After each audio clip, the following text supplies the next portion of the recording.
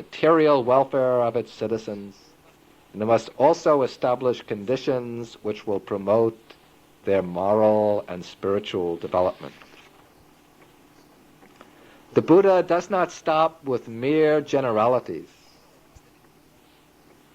He goes on to lay down specific ways for the king or the ruling power to substantiate the Dhamma in its administration. One formula he gives on the negative side is the avoidance of the 4 evil motives. In the texts themselves, these are given for the king, but they can be applied to any ruling official.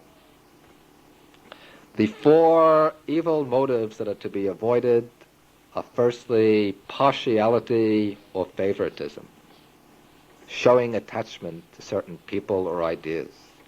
The second is anger or hatred, that is, intense aversion towards people or towards other things. The third evil motive is delusion, to be confused, stupid, and dull-minded. And the 4th evil motive is fear, to act out of fear and timidity. On the positive side, Buddhism teaches that the government, especially the king, should observe 10 standards which are called the 10 royal virtues, the Dasa Raja Dhamma.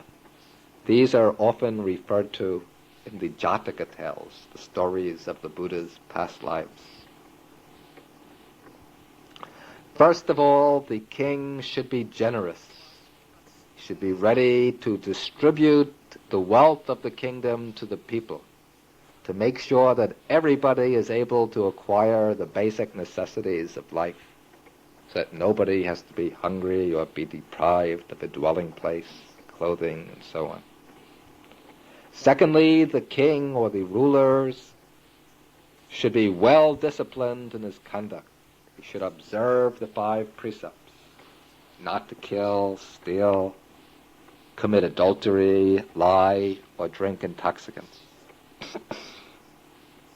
Third is the virtue of self-sacrifice.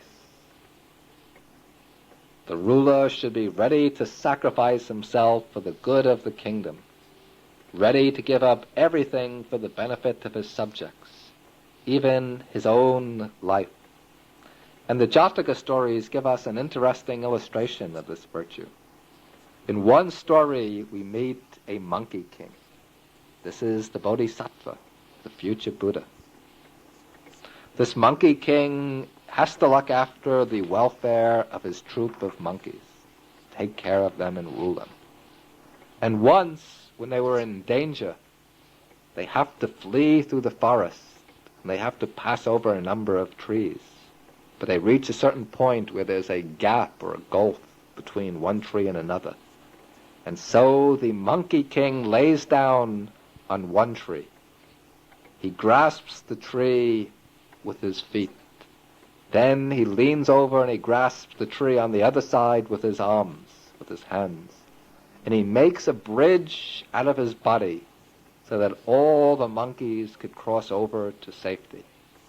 But as a result of this brave act on his part, his back gets broken. And at the time that this is happening, there is a human king down below passing through the forest. And he watches this event. He witnesses the great, noble, courageous act of the monkey king. And when he sees that the monkey king has been ready to give up his life for the safety of his fellow monkeys, when the monkey king falls out of the trees, falls down to the ground, the human king comes over to him and asks him why he did this. And then this monkey king, with all of the grace that will become to manifestation in his later achievement of Buddhahood, the monkey king teaches the human king that it is the duty of a ruler to be ready to sacrifice even his own life for the welfare of his subjects. And thus a human king learns the proper duty of a ruler from a monkey king. The 4th royal virtue is justice. The king should administer his realm with justice, with equality towards others, not with favoritism and partiality. The fifth virtue is gentleness. The king should be gentle, loving, and kind to all the people. Sixth is austerity. The king should be austere in his own way of life. He shouldn't be addicted to luxurious enjoyments, to comforts and conveniences, but he should try to live very simply, contented with the basic necessities. Seventh, he should be free from enmity, from hatred and ill will. Eighth, he should rule with non-violence. He shouldn't be fond of conquering by war and by violence, and he shouldn't be disposed to inflict violent punishment on others. The ninth virtue is patience, not getting angry and upset, remaining persistent despite difficulties. And the 10th virtue is non-opposition. That is, the king should not oppose the will of the people, but he should always follow their will when it accords with what is right.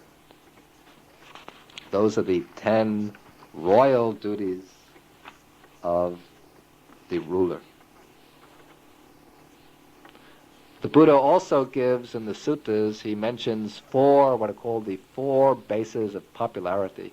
These are already contained in the, at least implicitly, in the 10 royal duties, but we'll just mention them for the sake of completeness. The 4 bases of popularity are generosity, kind speech, benevolent conduct, and impartial treatment of others.